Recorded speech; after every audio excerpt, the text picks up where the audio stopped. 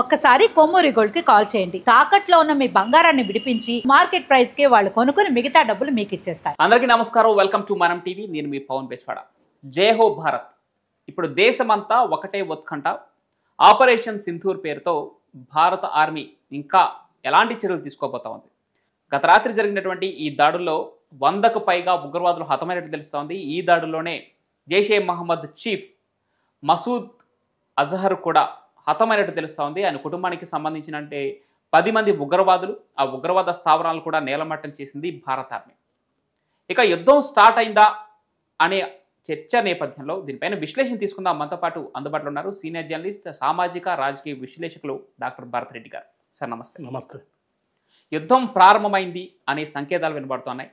దీనికి ఊతమిస్తున్నట్లే ఇటీవలే 2 రోజుల క్రితమే 3 రోజుల పాటు మాక్ డ్రిల్స్ నిర్వహించాలని సెంట్రల్ గవర్నమెంట్ ఆదేశాలు ఇచ్చింది. ఆదేశాలు ఇచ్చి వెనువెంటనే గత రాత్రి ఉగ్రవాద స్థావరాలపై దాడులు జరిపింది. ఇక యుద్ధం ప్రారంభమైందంటే సంకేతాలు వస్తున్నాయి. మరి భారత పౌరులు తీసుకోవాల్సిన చర్యలు ఏంటి? ముందు ఆపరేషన్ సింధూర్ అని ఎందుకు పెట్టారు? దీని గురించి పూర్తి డీటెయిల్స్ ఏంటి సార్? ఉదయాన్నే లేవగానే 133 కోట్ల మంది ఒక్కసారిగా మీరు ఏదైతే జైహో చెప్పారో జైహో అందరు చెప్పుకోవడం జరిగింది. ఎందుకంటే 14 రోజుల క్రితం ఒక దాడి జరిగింది. ఆ దాడిలో 4 ఉగ్రవాదాలు పాల్గొనడం జరిగింది. మతం ఆధారంగా వాళ్ళని చంపడం జరిగింది. భార్యల ముందే భర్తలను చంపడం జరిగింది. 14 రోజుల నుంచి భారతదేశం రగిలిపోతుంది. ఏ విధంగా అంటే పాకిస్తాన్ మీద ఏ విధంగా అయినా కక్ష తీర్చుకోవాలి, ప్రతీకారం తీర్చుకోవాలి. భారత ప్రభుత్వం అంటే ఏం చేయట్లేదు, మోడీ కూడా ఏం చేయట్లేదు అనే ఒక భావనకు రావడం జరిగింది.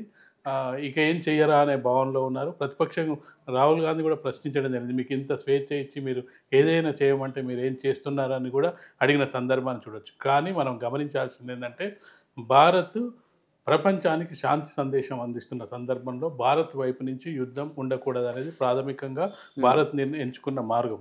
ఆ మార్గంలోనే కానీ దాంతో పాటుగా ఏం చేయాలి, ఎవరైతే మన మీద దాడి చేశారో వాళ్ళని ప్రతీకారం తీర్చుకోవాలి. అంటే 2 యుద్ధం చేయకుండానే వాళ్లకు బుద్ధి చెప్పాలనేది భారత్ యొక్క యుద్ధతంత్రం.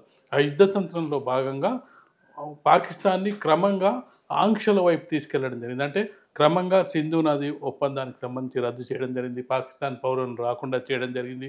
అంటే ఇలాంటివి చేసుకుంటూనే ప్రపంచ దేశాలలో పాకిస్తాన్ని దోషిగా నిలబెట్టే ప్రయత్నం చేసింది.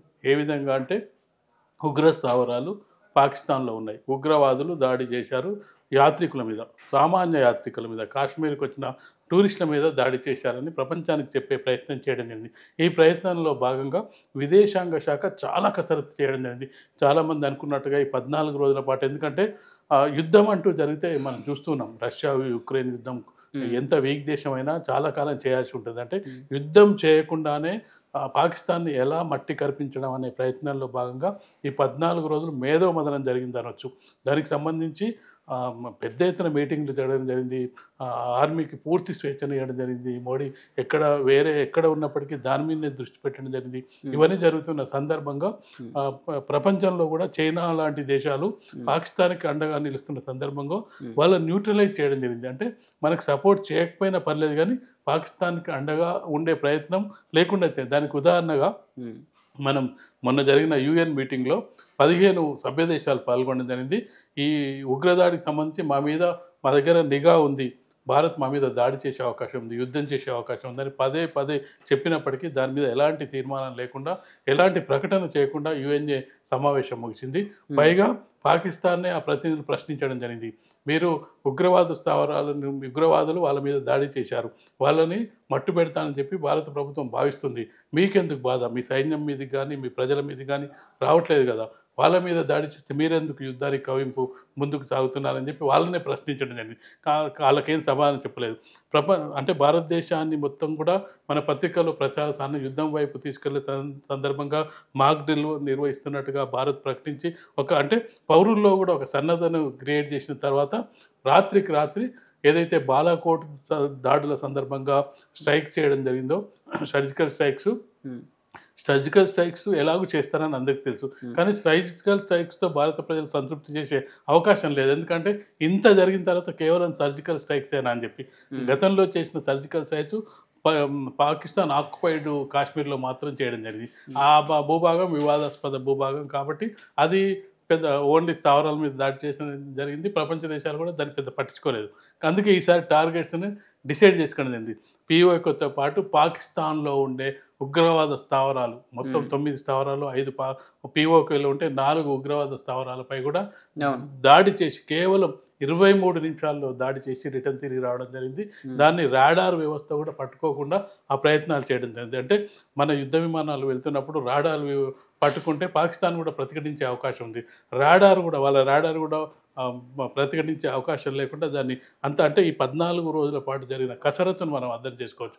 చాలామంది భారతీయులు కోరుకున్నది అంటే పాకిస్తాన్ గట్టి బుద్ధి చెప్పాలి, యుద్ధం చేయాలి. అంటే యుద్ధం కంటే కూడా వాళ్ళకు ఇంకా పెద్ద శిక్ష వేస్తున్నట్టుగా మనకు కనిపిస్తుంది. యుద్ధం చేస్తే వాళ్ళు కూడా యుద్ధం చేస్తారు, కానీ ప్రపంచ దేశాల ముందు మనం యుద్ధం, ఎందుకంటే భారతదేశం ఎప్పుడు శాంతి ప్రవచనాలు చెప్తుంటుంది, యుద్ధం చేసే వాళ్ళను చేయొద్దని చెప్తుంటుంది, చర్చలు చేసుకోమని చెప్తుంటుంది. అంటే భారతదేశం ప్రపంచానికి ఒక రోల్ మోడల్గా నిలిచిన సందర్భంలో భారతదేశమే యుద్ధం చేస్తుందని ప్రపంచానికి సందేశం ఇచ్చే ప్రయత్నం చేయకుండా మేము కేవలం ఉగ్రవాద శిబిరాలపై మాత్రమే దాడులు చేస్తున్నాం. ఎలాంటి పౌర సమాజానికి నష్టం చేయలేదు, పాకిస్తాన్ ఆర్మీపై దాడి చేయలేదు, పాకిస్తాన్ పట్టణాలపై దాడి చేయలేదు, పాకిస్తాన్ ఎయిర్పోర్ట్లపై దాడి చేయలేదు అని ప్రపంచానికి సందేశం ఇచ్చిన సందర్భంగా అమెరికా వెంటనే స్పందించడం జరిగింది. ఉగ్రవాద స్థావరాలపై మాత్రం భారత్ దాడి చేయడం జరిగింది. పాకిస్తాన్ ఇంతటితో ఆపితే మంచిది, ప్రతిఘటన చేయొద్దని చెప్పి పాకిస్తాన్ సూచించడం జరిగింది. ఎందుకంటే కొద్దో గొప్ప అమెరికా సహాయం చేస్తుందని చెప్పి పాకిస్తాన్ మొదటి నుంచి భావిస్తుంది. చైనా కూడా పెద్ద రియాక్ట్ కాలేదు కదా, పాకిస్తాన్ వైపు ఉన్నప్పటికీ ఓపెన్గా ఐక్యరాజ్య సమితిలో కూడా వాళ్ళు రాలేదు, బయట కూడా రాలేదు. అయితే ఇక్కడ సందర్భం ఏంటంటే ఆపరేషన్ సింధూర్ పేరుతో 23 నిమిషాల్లో క్లోజ్ చేసిన దానికి ఆ సింధూర్ కూడా ఒక ప్రత్యేకమైన స్థానం ఉంది. ప్రపంచ దేశాలకు తెలియజెప్పే ప్రయత్నం భారతదేశం అనేది ఆ సింధూర్ సంబంధించి ఒక భారత మహిళలకు కానీ భారత ప్రజలకు కానీ ఒక సెంటిమెంట్. ఆ సింధూరాన్ని తూడిపేశారు. అంటే ఉగ్రవాదులు చేసిన పని ఏంటంటే భార్య ముందు భర్తను చంపి భార్యకున్న సింధూరాన్ని తూడిపేయడం జరిగింది. అంటే కొంతమంది సింధూరాన్ని తెరిపిస్తే ప్రపంచం మొత్తం కూడా ఆ సింధూర్ పేరుతోటి ఆపరేషన్ చేసి ఆ సింధూర్ అనేది ఎంత ఇంపార్టెన్స్ అనేది మన ప్రపంచ దేశాలకు చెప్పడానికి ఆ పేరు పెట్టారు. అంటే ఆ నేమ్ తీసుకోవడంలో కూడా అదొక వ్యూహాత్మకంగా తీసుకోవడం జరిగింది. అది తీసుకోవడం ద్వారా ప్రపంచ దేశాలకు చెప్పడం జరిగింది. ఇప్పుడు యుద్ధం చేయడానికి ఒకవేళ పాకిస్తాన్ ఏ విధంగా ముందుకు రావాలి, మనం ఎక్కడ స్థావరాల మీద దాడి చేయలేదు, ఎక్కడ పాకిస్తాన్కు సంబంధించిన పౌరులు దెబ్బతినలేదు, ఉగ్రవాద స్థావరాలు దెబ్బతినలేదు. ఒకవేళ పాకిస్తాన్ కనుక పౌరుల మీద దాడి చేసినట్టయితే అది యుద్ధానికి దారితీసే అవకాశం ఖచ్చితంగా కనిపిస్తుంది. అంటే భారత ప్రజలు ఇప్పటికి కూడా కోరుకుంటుంది ఏంటంటే POKను ఆక్యుపై చేసుకుంటేనే వీళ్ళకు కరెక్ట్ సెట్ అయిపోద్ది. అప్పటి వరకు వీళ్ళు దాడులు చేస్తున్నారు. అంటే ఇప్పటికి కూడా భారత ప్రజలు పూర్తిగా సంతృప్తిగా లేరనుకోవచ్చు. ఎందుకంటే ఈ సింధూర్ పేరుతో ఏదైతే ఉగ్రదాడులు నిర్మూలించారో అంటే పూర్తిగా నిర్మూలించలేదు.